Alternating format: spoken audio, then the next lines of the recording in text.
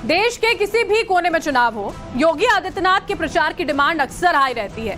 हिमाचल चुनाव में भी देखिए योगी आदित्यनाथ के धुआंधार प्रचार का प्लान जो है वो जमीन पर उतर चुका है। लेकिन योगी आदित्यनाथ आखिर इतना डिमांड में क्यों है? क्यों बाबा की बुलंद आवाज यूपी के बाहर भी असरदार है, दमदार है? आज इसकी एक पावर पैक रिपोर्ट आपको दिखाते हैं। आपको बताते हैं कि कैसे योगी आदित्यनाथ ने माफियाओं पर एक्शन लेकर अपराध मुक्त यूपी के सपने को हकीकत में बदला।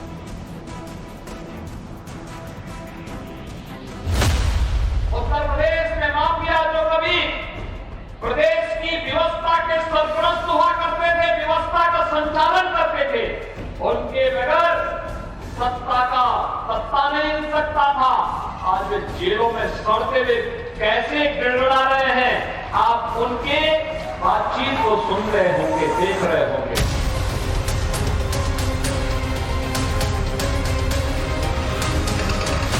योगी आदित्यनाथ बहुत बहादुर मुख्यमंत्री हैं, ईमानदार हैं और मेहनत कर रहे हैं। हम सहमत हैं उनकी बातों पर। उन्होंने जो कहा सच कहा। वो बहादुर हैं, ईमानदार हैं। माफिया राज पूरा खत्म हो चुका है। अगर व्यापारी वर्ग अपने को सुरक्षित महसूस करता है तो उससे बढ़िया राज क्या होगा? प्रशासन भी बढ़िया चल रहा है। बाबा यूपी के लिए बाबा ही जरूरी है। जिससे यूपी थर थर कांपता था, वो गैंगस्टर योगी से थर थर कांप रहे हैं। माफियाओं का हमने सफाया कर दिया है।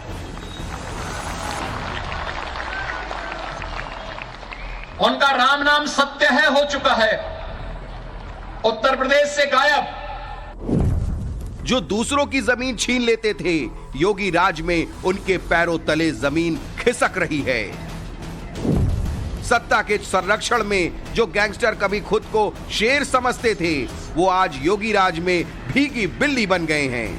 5 वर्ष पहले तक जिनकी तूती बोलती थी, आज कैसे गिड़गिड़ा रहे हैं।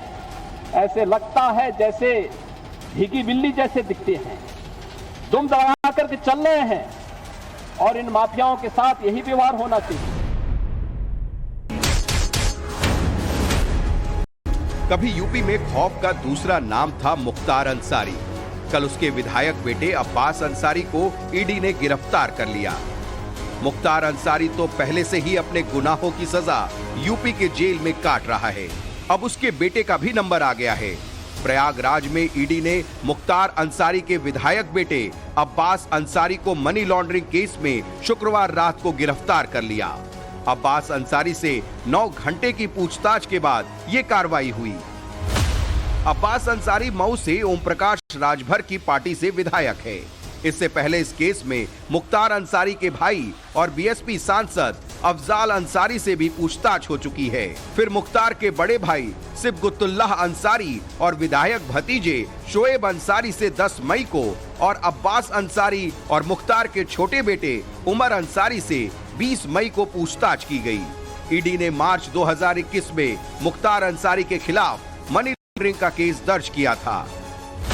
पिछले महीने ही ईडी ने मुख्तार अंसारी की 1.5 करोड़ से ज्यादा की संपत्ति जब्त की थी।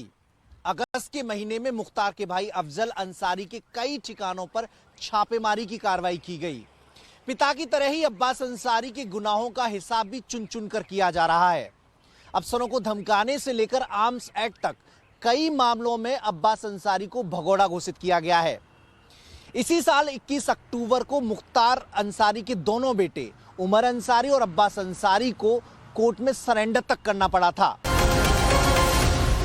यूपी में बात सिर्फ मुख्तार अंसारी और अतीक अहमद पर एक्शन पर आकर खत्म नहीं होती।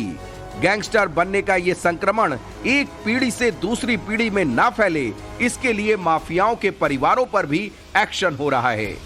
गैंगस्टर्स, उनके परिवार के साथ साथ उनके गुर्गों पर भी कानून का हथौड़ा चल रहा है।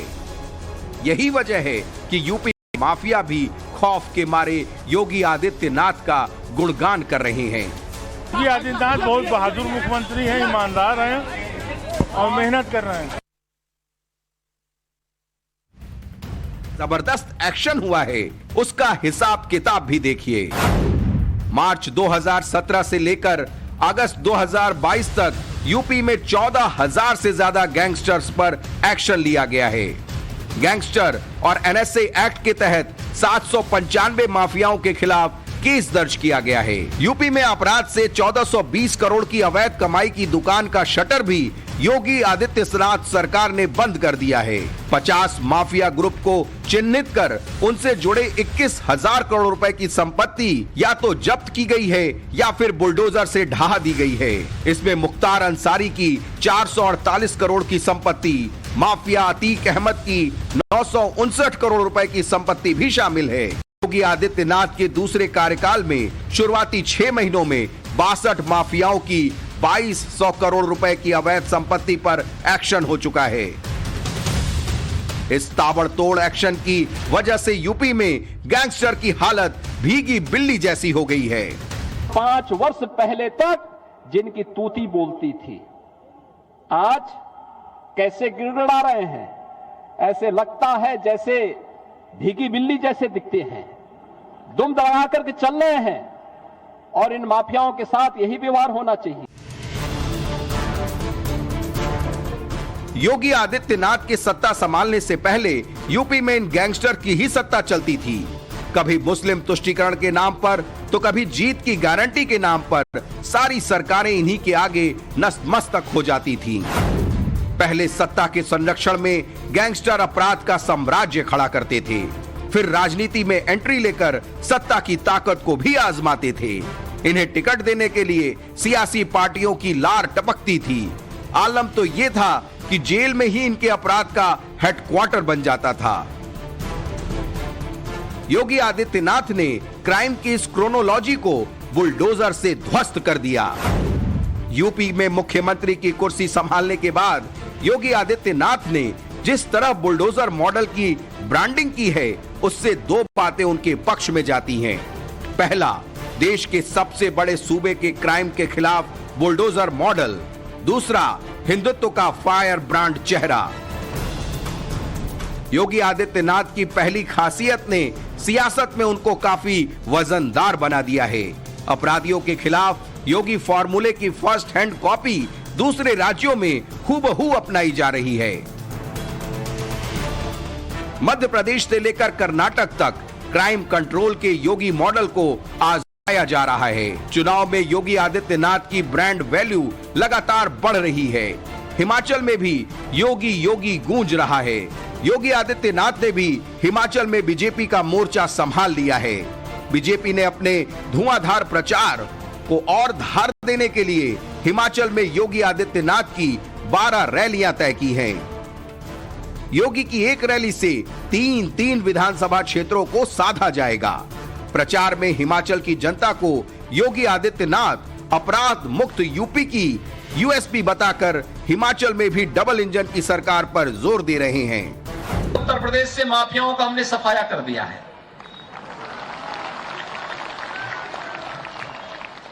उनका राम नाम सत्य है हो चुका है। उत्तर प्रदेश से गायब, तो कहीं तो ठौर ठिकाना ढूंढ रहे होंगे, कहीं तो ढूंढ रहे होंगे ना। तो इसलिए हिमाचल प्रदेश को सुरक्षित रखने के लिए, हिमाचल के विकास को तेज गति देने के लिए, हिमाचल के नौजवानों के लिए और विकास की इस गति को स्वास्थ्य के क्षेत्र में, ग्रामीण विकास के क्षेत्र में, शिक्षा के क्षेत्र में, रोजगार के लिए, माताओं बहनों के सम्मान और स्वावलंबन के लिए डबल इंजन की सरकार फिर से बननी चाहिए। और डबल इंजन की सरकार के लिए आवश्यक है श्रीमती माया शर्मा जी का यहां से विधायक बनना आवश्यक भी है। हिमाचल में हिंदुत्व की ब्रांडिंग का जिम्मा भी योगी आदित्यनाथ के कंधों पर ही है। इसीलिए तो हिमाचल के प्रचार में वो अयोध्या के राम मंदिर को भारत का राष्ट्र मंदिर बता रहे हैं। 2023 के अंत तक जब अयोध्या में भगवान राम का भव्य मंदिर बनेगा, तो दुनिया का सबसे बड़ा मंदिर होगा भाइयों बहनों, और ये भारत का राष्ट्र मंदिर भी होगा। हर भारतवासी गौरव की अनुभूति कर पाएगा कि अगर किसी कालखंड में विदेशी आक्रांता ने हमारे मानबिंदु और आस्था के केंद्रों को अपवित्र करने का प्रयास किया, तो जब हमारी आस्था को सम्मान देने वाली सरकार आई है तो हम उसे लेकर के रहेंगे, और अयोध्या में हमने लेकर के हम लोग रहे हैं। आज कार्य अयोध्या में देखने को मिल रहा है। आपने अयोध्या की दीपावली देखी होगी अभी, क्या भव्य दीपोत्सव था। क्या कांग्रेस दीपोत्सव करा पाती?